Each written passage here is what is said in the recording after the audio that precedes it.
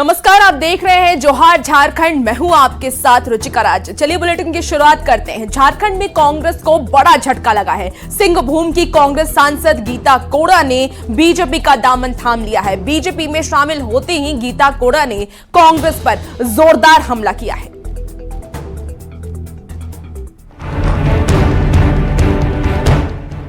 लोकसभा चुनाव से पहले कांग्रेस को झटके पर झटका लग रहा है। कांग्रेस आलाकमान ने झारखंड में विधायकों की बगावत को तो किसी तरह मैनेज कर लिया, लेकिन झारखंड से कांग्रेस की एकमात्र लोकसभा सांसद गीता कोड़ा ने पार्टी को तगड़ा झटका दे दिया है। सिंहभूम से सांसद गीता कोड़ा ने बीजेपी का दामन थाम लिया। बीजेपी ज्वाइन करने के बाद गीता कोड़ा ने कांग्रेस पार्टी पर परिवारवाद का आरोप लगाया और कहा कि कांग्रेस नेतृत्व ने उनकी कभी भी कोई बात नहीं सुनी। लगातार कार्यकर्ताओं की उपेक्षा की जा रही थी, इसलिए उन्होंने पार्टी छोड़ दी। जिस तरह से कांग्रेस पार्टी लगातार अपने कार्यकर्ताओं की, अपने नेताओं की उपेक्षा कर रही थी, हम लोगों ने कई मुद्दों पर कांग्रेस के शीर्ष नेतृत्व को लिखित में, मौखिक में, कई एक अवसर पर हमने उनको कहा कि भाई हमें इस तरह से काम करना चाहिए। गीता कोड़ा झारखंड के पूर्व मुख्यमंत्री मधु कोड़ा की पत्नी हैं। 2009 में जब मधु कोड़ा को भ्रष्टाचार के मामले में जेल जाना पड़ा, तब गीता कोड़ा ने राजनीति में कदम रखा था। गीता कोड़ा पहली बार 2009 में जगन्नाथपुर से चुनाव लड़ी और पहली बार में ही विधायक चुनी गईं। उस समय उनकी उम्र सिर्फ 25 साल थी। झारखंड की सबसे कम उम्र की विधायक बनने का रिकॉर्ड भी उनके ही नाम है। 2014 में गीता कोड़ा प्रचंड मोदी लहर में बीजेपी के लक्ष्मण गिलुआ से लोकसभा का चुनाव हार गईं। लेकिन 5 साल बाद ही उन्होंने रिजल्ट को उलट दिया। 2019 में गीता कोड़ा बीजेपी प्रत्याशी लक्ष्मण गिलुआ को हराकर पहली बार सिंहभूम से सांसद बनी। अक्टूबर 2018 में वो कांग्रेस में शामिल हुई थी। इसके 6 साल बाद वो बीजेपी में शामिल हो गईं। झारखंड प्रदेश बीजेपी अध्यक्ष बाबूलाल मरांडी और विपक्ष के नेता अमर बावरी ने गीता कोड़ा को पार्टी ज्वाइन कराते हुए खुशी जाहिर की है। उस क्षेत्र में लगातार सेवा करती रही। पहले भी 2 बार विधायक वहां से रही है, जगन्नाथपुर से विधायक के बाद फिर सांसद बनी और लगातार काम कर रही है। सारे पदों से कांग्रेस से त्याग पत्र देकर के मोदी जी की गारंटी पे भरोसा करते हुए और 2047 के विकसित भारत की जो यात्रा प्रारंभ हुई है मोदी जी के नेतृत्व में, उसमें अपनी महत्वपूर्ण भागीदारी निभाने के लिए प्रधानमंत्री नरेंद्र मोदी ने यूं ही नहीं 2024 में बीजेपी के लिए 370 और एनडीए के लिए 400 सीट की जीत का टारगेट सेट किया है। जिस ढंग से विपक्ष के नेता पार्टी छोड़कर बीजेपी ज्वाइन कर रहे हैं, ये स्थिति कुछ उसी टारगेट की तरफ इशारा कर रही है। 2019 में झारखंड की 14 में से 12 सीटें एनडीए के खाते में गई थी। कांग्रेस और जेएमएम को सिर्फ 1 सीट से समझौता करना पड़ा था। इस बार बीजेपी सभी 14 सीट चाहती है। गीता कोड़ा का कांग्रेस छोड़कर बीजेपी ज्वाइन करना उसी का हिस्सा है। मधु कोड़ा और उनकी पत्नी गीता कोड़ा का कोल्हान इलाके में खासा सियासी प्रभाव है। कोड़ा परिवार के जरिए बीजेपी जेएमएम के सबसे मजबूत किला माने जाने वाले संथाल और कोल्हान को भी भेजना चाहती है। इसी के तहत कुछ दिनों पहले झारखंड की सियासत में कुर्मी जाति का महत्वपूर्ण चेहरा माने जाते रहे पूर्व सांसद शैलेंद्र महतो को बीजेपी में शामिल करवाया गया था और अब गीता कोड़ा ने भी कांग्रेस छोड़कर बीजेपी ज्वाइन कर ली है। न्यूज़ 18 के लिए रांची से ओम प्रकाश के साथ ब्यूरो रिपोर्ट। बीजेपी की सदस्यता लेते ही सांसद गीता कोड़ा कांग्रेस के खिलाफ आग बबूला हो गई है। उन्होंने कहा है कि राहुल गांधी न्याय यात्रा के दौरान खूंटी में रुके थे, वहीं उलिहातू नहीं आए हैं और कांग्रेस ने महिला सुरक्षा के सवाल पर भी चुप्पी साध ली है। आपको बता दें कि कांग्रेस नेतृत्व ने उनकी सलाह को नजरअंदाज कर दिया है। इस वजह से वह बीजेपी में शामिल होने पर मजबूर हो गई हैं। उनसे बात की है न्यूज़ 18 संवाददाता ओम प्रकाश ने। आखिर किस परिस्थिति में और किन वजहों से उन्होंने कांग्रेस का दामन छोड़ बीजेपी का दामन थामा है? आज बीजेपी का आपने दामन थामा, क्या कुछ वजह रही? देखिए, हमने पहले भी स्पष्ट किया है कि जिस तरह से कांग्रेस लगातार तुष्टीकरण की राजनीति कर रही है। एक तरफ तो वो आदिवासी की बात करती है, लेकिन आदिवासियों के जो भगवान है, भगवान बिरसा, उलिहातू, वहाँ खूंटी में प्रवास कर सकते हैं राहुल जी, लेकिन वो उलिहातू जाकर के भगवान बिरसा के पास नहीं जाते।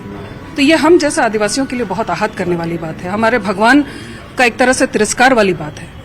तो ये मुझे बहुत आहत हुआ। और जिस तरह से महिलाओं के विषय पर पार्टी हमेशा चुप्पी साधी, जो हमारे झारखंड के विषय हैं, जो ज्वलंत इशू है, उस पर भी पार्टी ने हमेशा चुप्पी साधा, जबकि हमने कई एक बार पार्टी को अवगत कराया, कई एक बार पार्टी को कई फोरम में, चाहे वो मल्लिकार्जुन जी हो, राहुल जी हो, सोनिया जी हो, हर फोरम में हमने लिखित रूप में, मौखिक रूप में कई बार हमने पार्टी को अवगत कराया। लेकिन झारखंड में कई सारे मुद्दे हैं, चाहे वो युवाओं की बात हो, महिलाओं के ऊपर जिस तरह से लगातार अत्याचार हो रहे हैं, आप देख रहे हैं कि किस तरह से महिलाओं को, खासकर हम 2-3 अगर जो सबसे भयावह कांड है हमारा बरहेट का, वहां पर पार्टी ने चुप्पी साध ली। क्यों? क्योंकि वो गठबंधन की सीट है। दुमका की घटना हो जिस पर मैं खुद गई थी, वहां पर पार्टी ने कोई ये नहीं लिया। तो क्या गठबंधन के पीछे आप कब तक अपने को छुपा के रखिएगा? जो ज्वलंत विषय है, जो जनता के विषय है, उस पर पार्टी को बोलना चाहिए। जो यहाँ के आदिवासियों और जो जनहित के मुद्दे हों, उन तमाम मुद्दों पर कांग्रेस के जो आला नेता हैं वो चुप्पी साध लेते हैं, जिन वजहों से वो क्षुब्ध थी और कहीं न कहीं पार्टी में असंतोष का माहौल था, जिस वजह से उन्होंने बीजेपी का दामन थामा है।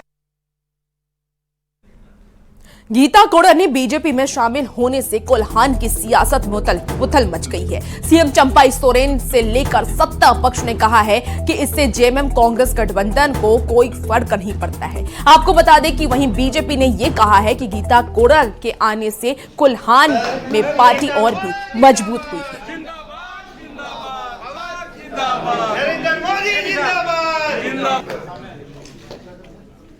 पहले बार विधानसभा में हम लोग खाता नहीं खुलने दिया है ना, इस बार उधर में कोल्हान में 2 एमपी सीट है, वहाँ बीजेपी का खाता नहीं। चाईबासा सीट पर जेएमएम का दावा रहेगा क्योंकि वहाँ से ज्यादा, वो तो हमारा गठबंधन का है, हम लोग विचार कर लेंगे।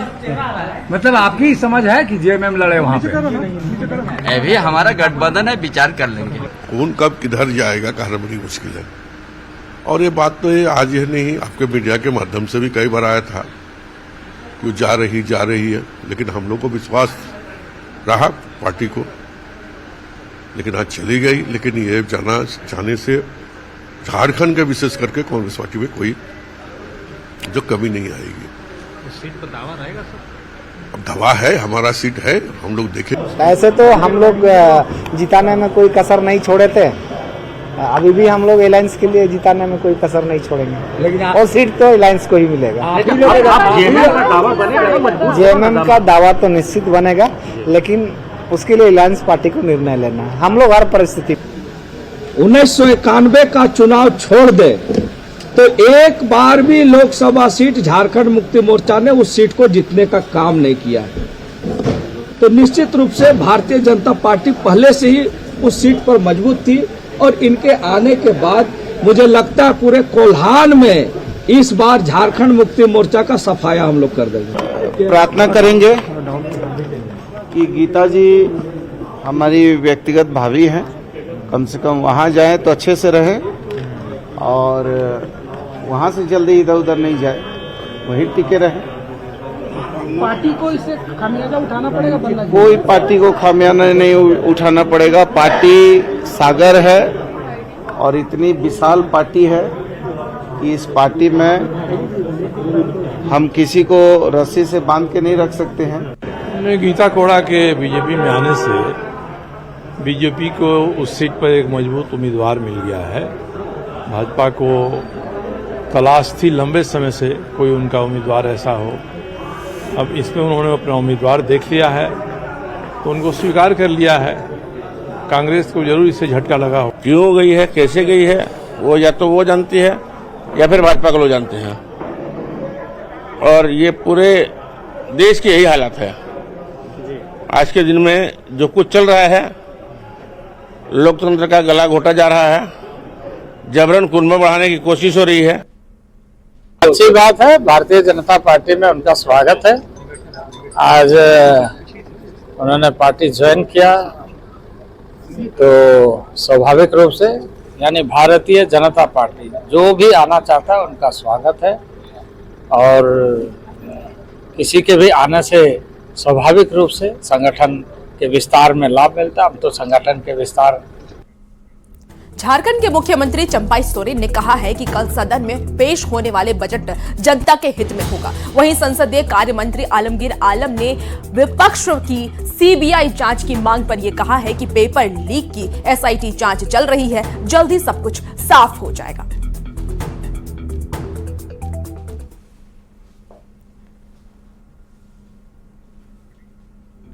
तो देखिए, पेपर लीक मामले को लेकर के लगातार बीजेपी सरकार से सवाल कर रही है, लेकिन वहीं सरकार के पक्ष का कहना है कि जल्द ही सब कुछ साफ हो जाएगा। एसआई टीम अभी जांच कर रही है और जब उस जांच का कोई निर्णय आता है उस हिसाब से हम आगे निर्णय लेंगे।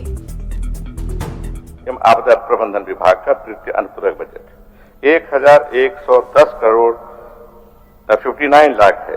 इसमें 1012 करोड़ 20 लाख रुपए आपदा प्रबंधन के हैं। केंद्र सरकार द्वारा आपदा मोचन निधि में 476 करोड़ 80 लाख क्रमांकित किया गया है, जिसमें 158 करोड़ 40 लाख रुपए राजस्व देना है। इसके अतिरिक्त सुखाड़ राहत में 377 करोड़ रखी गई है। इस प्रकार आपदा प्रबंधन की राशि घटाने पर गृह विभाग पर मात्र 98 करोड़ की राशि गृह विभाग के लिए क्रमांकित है। की पूर्ति के लिए 97 करोड़ 67 लाख 27 हजार रुपये की अनधिक राशि प्रदान की जाए। जो इसके पक्ष में है वह हाँ कहें, जो इसके विपक्ष में है वह ना कहें। मैं समझता हूं कि प्रस्ताव के पक्ष में बहुमत है, पक्ष में बहुमत है। ये प्रस्ताव स्वीकृत हुआ, मांग स्वीकृत हुई। झारखंड विधानसभा में 4,981 करोड़ का अनुपूरक बजट पास हो गया है।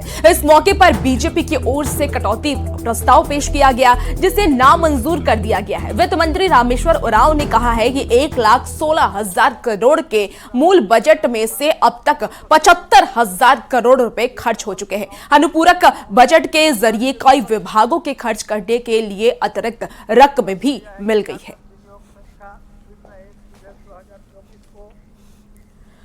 और रांची के जेएससीए ग्राउंड में खेले गए चौथे टेस्ट मैच में टीम इंडिया ने इंग्लैंड को पछाड़ दिया है। मैच के चौथे दिन ही टीम इंडिया ने इंग्लैंड को 5 विकेट से मात दे दी है। इस टेस्ट मैच की अगर हम बात कर लें तो भारत को 192 रन का टारगेट दिया गया था, माफ कीजिएगा 152 रन का टारगेट दिया गया था, जिसे भारत ने 5 विकेट खोकर हासिल कर लिया है, जिसे प्रशंसकों में खासा उत्साह देखने को मिल रहा है। उनसे बात की है न्यूज 18 के संवाददाता संजय सन्हा ने।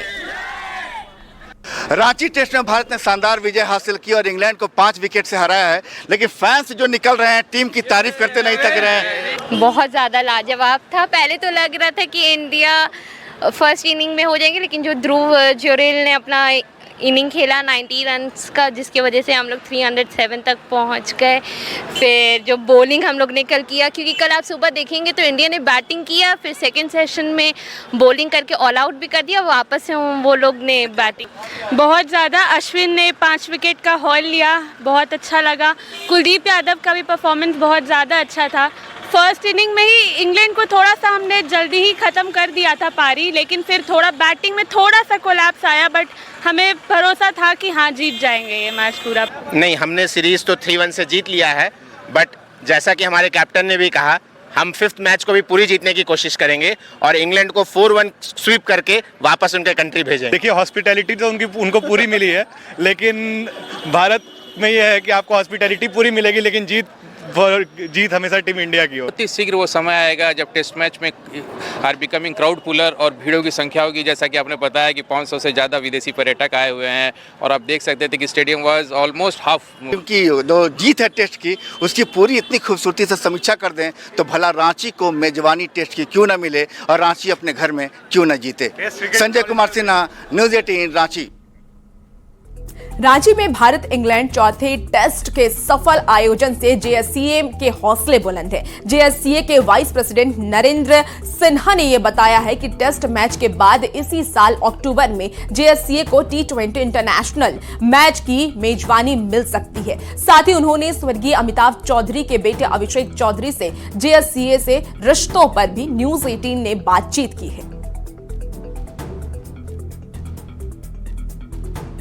भारत और इंग्लैंड के बीच चौथे टेस्ट मैच की मेजबानी जेएससीए को मिली और भारत ने इस मैच में शानदार सफलता पाई। हमारे साथ हैं जीएससीए के वाइस प्रेसिडेंट। आईपीएल का तो नहीं, लेकिन पुष्ट जानकारी तो नहीं है, लेकिन हम समझते हैं कि अक्टूबर में जब आईपीएल ख़त्म हो जाएगा तो शायद एक मैच हम लोगों को मिले। ज़्यादा चांस है कि वो T20 वाला मैच होगा, लेकिन ये हम पुष्ट रूप से नहीं कह सकते हैं, because tour and fixtures committee BCCI का मैच हम लोगों को देता है और अभी तक कोई इस तरह की जानकारी नहीं। T20 क्या इंटरनेशनल T20 होगा? हाँ, जब होगा तो इंटरनेशनल T20 होगा। अमिताभ चौधरी के जो बेटे अभिषेक चौधरी हैं, उन्होंने बाकायदा काउंटर से टिकट खरीदा।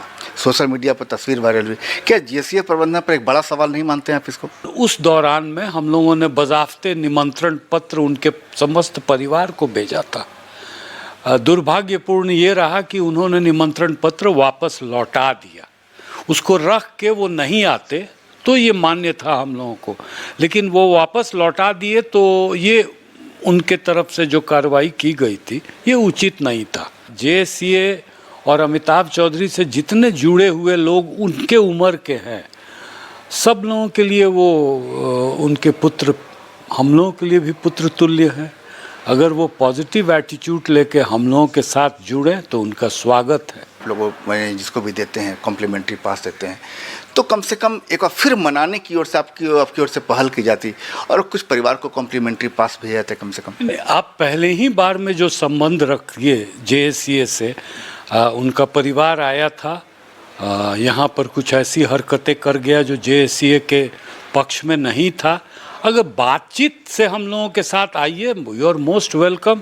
जहाँ तक अभिषेक चौधरी जो कि स्वर्गीय अमिताभ चौधरी के पुत्र, उनके साथ संबंधों की बात है, खासकर जीएससीए के साथ, तो जीएससीए का रुख है कि अगर वो हाथ बढ़ाएं तो जीएससीए भी हाथ बढ़ाने से नहीं चुकेगा। संजय कुमार सिन्हा, न्यूज़ 18, रांची। धनबाद के एसएसपी एचपी जनार्दन सिंह ने नेचुरल कंपनी में हुई बमबाजी की जांच की है। पहले दिन कंपनी परिसर में सिंह मेंशन और रघुकुल समर्थकों के बीच जोरदार भिड़ंत हो गई थी। इस दौरान बमबाजी और गोलीबारी की घटना भी हुई थी। पुटकी थाने में दोनों गुटों ने एक दूसरे के खिलाफ एफआईआर भी दर्ज कराया है। कोयला उठाने को लेके दो ग्रुप के बीच में झगड़ा हुआ था, झंझट हुआ था, उसमें कुछ गोलीबारी चलने का भी सूचना है। एक आध बम भी हम लोग रिकवर किया है। अभी यहाँ पे भी उसको पीओ देखने के लिए आया हुआ है। यहाँ बीसीसीएल का कर्मी लोगों से और सीएसएफ का लोगों से बातचीत हो गया है। इसमें हम लोग अभी एक एफआईआर भी रजिस्टर कर दिया है। कितने एफआईआर हुआ? 3 एफआईआर हम लोग किया है, दोनों पक्ष का किया है, और एक एफआईआर हम लोग अपने स्तर से भी किया है। अब ऐसे घटना किसी भी आउटसोर्सिंग एरिया में, धनबाद में एकदम होने नहीं देंगे। अभी जो भी किया है इन लोगों के ऊपर, जिसके ऊपर भी एफआईआर हुआ है, उसके ऊपर बहुत कठोर कार्रवाई करेंगे। गिरिडीह के तीसरी अंचल के राजस्व कर्मचारी राम नरेश चौधरी को एसीबी ने घूस लेते रंगे हाथों दबोच लिया है। जमीन के ऑनलाइन म्यूटेशन के लिए कर्मचारी राम नरेश चौधरी ने 5,000 रुपए घूस मांगे थे। पीड़ित नरेश यादव ने इसकी शिकायत एसीबी से की थी। एसीबी ने जाल बिछाया और घूसखोर कर्मचारी को गिरफ्तार कर लिया है। आरोपी कर्मचारी को एसीबी अपने साथ भी धनबाद ले गई है। बार घूमते लोग लास्ट में बोले कि देखिए आपको जो है 15,000 रुपया लगेगा करवाने के लिए, 5,000 रुपया हम लेंगे, 5,000 सीआई लेगा और 5,000 रुपया जो है सीओ लेंगे। तो हम बोले कि नहीं, आप अपना वाला पैसा ले लीजिए, ठीक है, बाकी सीआई सीओ का जो पैसा होता है वो हम अपने से करवा लेंगे। तो यह सूचना जो है सो हमने जो है सो एससीबी टीम धनबाद में जा कर के दिया। वहाँ से जब दिया फिर इसका जो है सो वेरिफिकेशन भी हुआ, जांच भी हुआ। जांच में सत्य पाया गया कि नहीं 15,000 रुपया मांग रहे हैं। तो उसके बाद आज जो है आकर के जो है सो ट्रैप किया गया और इस काम के लिए में जो है सो हम लोग के सहयोग किए हमारे जो है सो मंडल अध्यक्ष सुनील शर्मा, दिनेश विश्वकर्मा। पीएम नरेंद्र मोदी ने धनबाद के खानूडीह और महुदा में को 2 अंडरपास और यात्री शेड का ऑनलाइन लोकार्पण किया है। इस मौके पर गिरिडीह के सांसद सीपी चौधरी और बागमारा के विधायक ढुल्लू महतो की पत्नी सावित्री देवी भी मौजूद थी। देखिए, आज जिस तरह से हमारे देश के यशस्वी प्रधानमंत्री जी जो हमारे देश में पूरे जो सौगात दिए हैं, खास करके रेलवे में, तो सबसे पहले मैं उनको धन्यवाद देना चाहती हूँ, क्योंकि यहाँ के समस्या जो थी रेलवे स्टेशन का, इस समस्या से विधायक जी मतलब जो रेलवे के मंत्री हैं उन्होंने उनसे रूबरू करवाएं। रेलवे स्टेशन और 1500 से अधिक अंडरपास ओवरब्रिज का आज उन्होंने लोकार्पण किया, शिलान्यास और उद्घाटन किया। यह देश के लिए सबसे बड़ा यह कार्यक्रम है। लगभग 41,000 करोड़ से भी अधिक की योजनाओं का आज शिलान्यास और उद्घाटन हुआ है। गिरिडीह के सरिया में रेल ओवर ब्रिज का ऑनलाइन शिलान्यास प्रधानमंत्री नरेंद्र मोदी ने किया है। इस मौके पर केंद्रीय मंत्री अन्नपूर्णा देवी और बगोदर के विधायक विनोद सिंह भी उपस्थित रहे हैं। अन्नपूर्णा देवी ने कहा है कि केंद्र सरकार गिरिडीह में रेलवे के विकास के लिए प्रतिबद्ध है। 1000 से अधिक परियोजनाओं का। और फिलहाल इस बुलेटिन में इतना ही। खबरों का सिलसिला जारी है, लेकिन रुकेंगे एक छोटे से ब्रेक के लिए।